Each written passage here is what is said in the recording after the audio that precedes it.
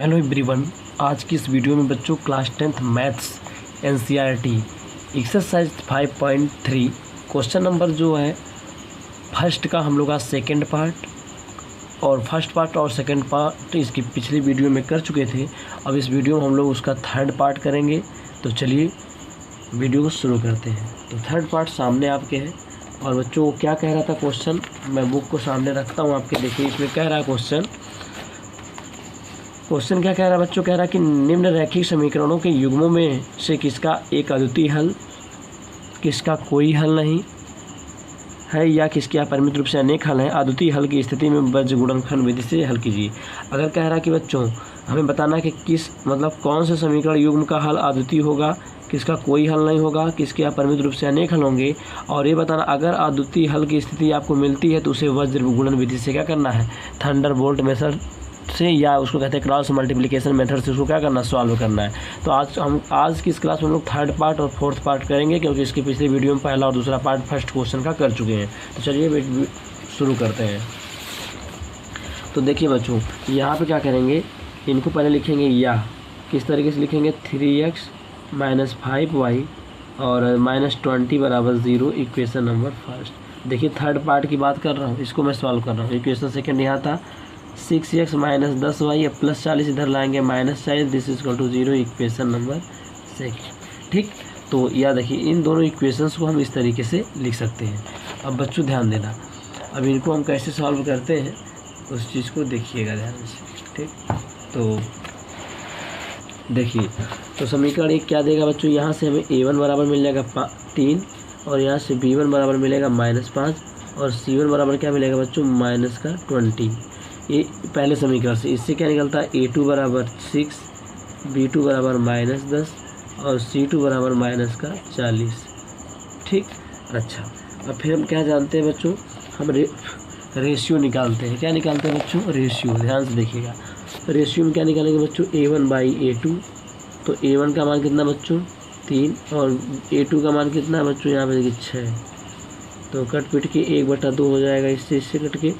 फिर b1/b2 निकालते हैं, b1 का मान -5 बट्टे b2 का मान -10, कट जाएगा ऋण से ऋण, 1/2 आएगा ये भी।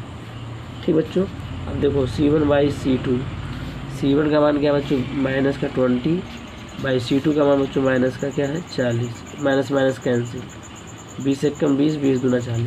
तो देखो बच्चों 1/2, 1/2 और 1/2, तीनों वैल्यू क्या होगी बच्चों, बराबर। यानी कि यहाँ पे इसलिए देखो यहाँ पे a1/a2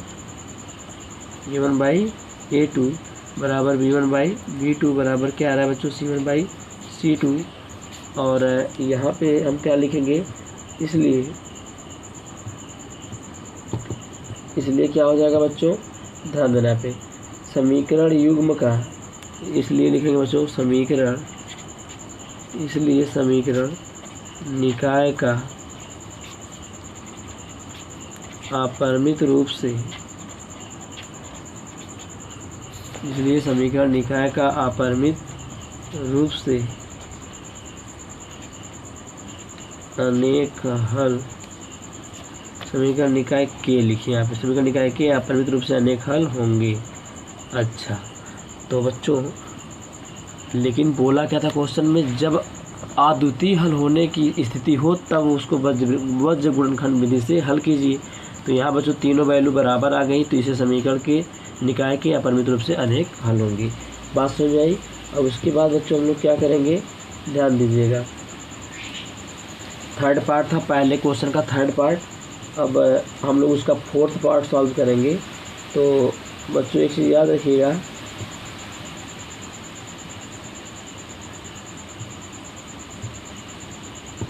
थर्ड पार्ट हम लोग सॉल्व किए, अब नेक्स्ट पार्ट सॉल्व करेंगे, ध्यान से देखिएगा इसको। ठीक, तो नेक्स्ट पार्ट क्या कहता है, नेक्स्ट पार्ट है आपका, उसको हम सॉल्व कर रहे हैं। तो चलिए देखते हैं। तो तीसरा पार्ट भी हो गया, अब चौथा पार्ट देखें।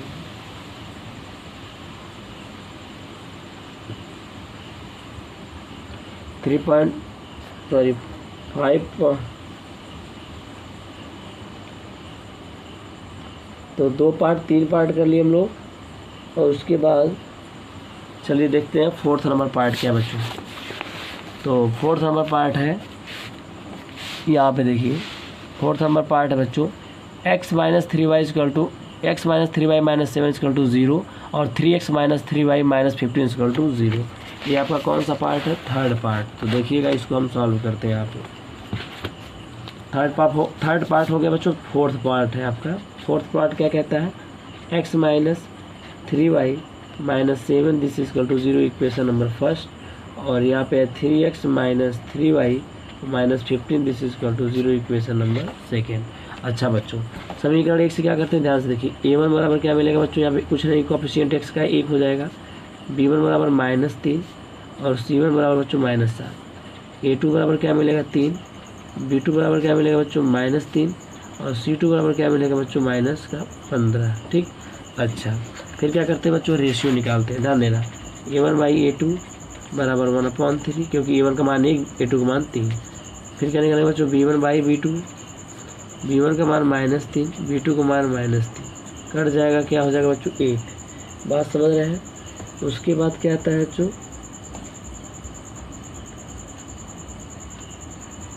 ठीक,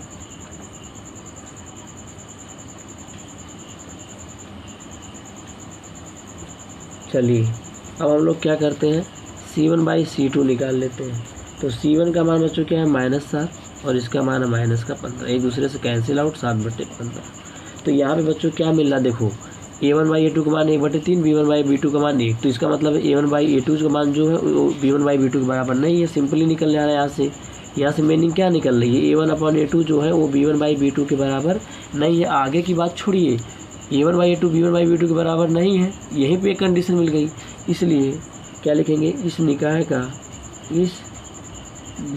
का एक अद्वितीय हल है।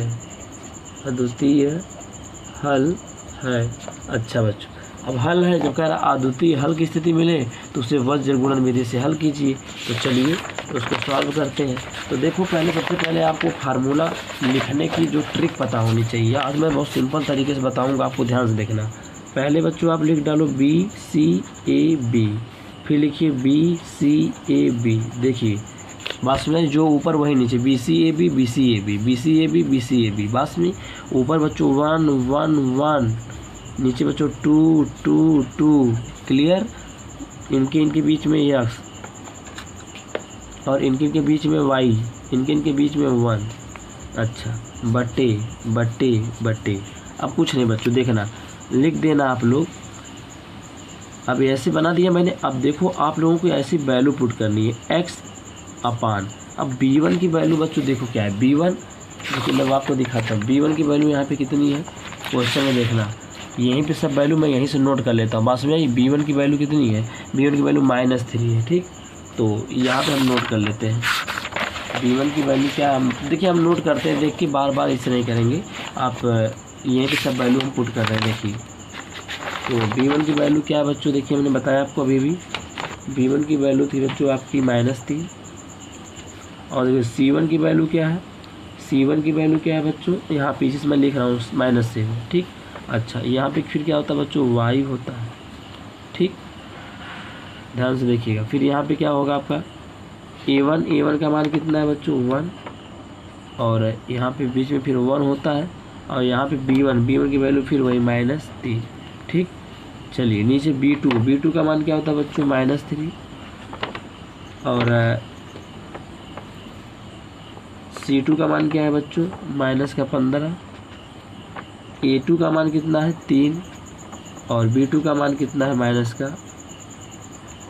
b2 का मान क्या है? 3। ठीक, तो इस तरीके से हमने क्या किया? मान रख लिया। अब ध्यान दीजिए, तो a x हो गया, फिर y अपान हो गया, a z अपान। देखो, तो 1 हो गया यहाँ पे। अब इनको कैसे सॉल्व करते हैं, ध्यान से देखना सभी। तो पहले लिखते हैं x बट्टे, पहले इसका गुणा इसमें, 15 3 माइनस का प्लस हो जाएगा 45, और माइनस का 7 का 21। ठीक, बराबर y बट्टे 7 का 21 -21 प्लस 3 5 से 15, और बराबर 1 बटा ये हो जाएगा माइनस का 3 प्लस 3 3 का 9। इनको हल कर दिए बच्चों, x बटे 24 आएगा। इसको घटाने के बाद देखो, इसको घटाएंगे 45 में से 21 24 आएगा, बराबर y बटे 21 में से 15 घटाएंगे -6, 1/9 में से 3 जाएगा 6। क्लियर। अब देखो इनको हल करते हैं, देखेंगे फर्स्ट व थर्ड पार्ट लेने पर ठीक। तो x बटे 24 बराबर 1/6, 6 चौको 24, तो x बराबर क्या मिलेगा 4। अच्छा, x बराबर 4 1 4। अब एक बार लिखेंगे सेकेंड व थर्ड पार्ट लेने पर, तो थर्ड देखो y/6 this is equal to 1/6 cancel, y बराबर -1 आ गया। ठीक, इस तरीके से y की वैल्यू क्या निकली बच्चों -1। तो ये हो जाएगा इसका रिक्वायर्ड सॉल्यूशन। तो question number 4 is also done बच्चों। तो इस वीडियो में मैंने क्या किया, आपको फर्स्ट क्वेश्चन का सेकंड पार्ट और थर्ड पार्ट डिटेल में सॉल्व किया। तो बच्चों अब आपसे मैं मिलता हूँ नेक्स्ट वीडियो में और नेक्स्ट क्वेश्चन के साथ, और उसमें हम आपको फिर सेकंड क्वेश्चन को सॉल्व कराएंगे, जो कि बहुत ही इम्पॉर्टेंट प्रॉब्लम है एग्जामिनेशन पॉइंट ऑफ व्यू से।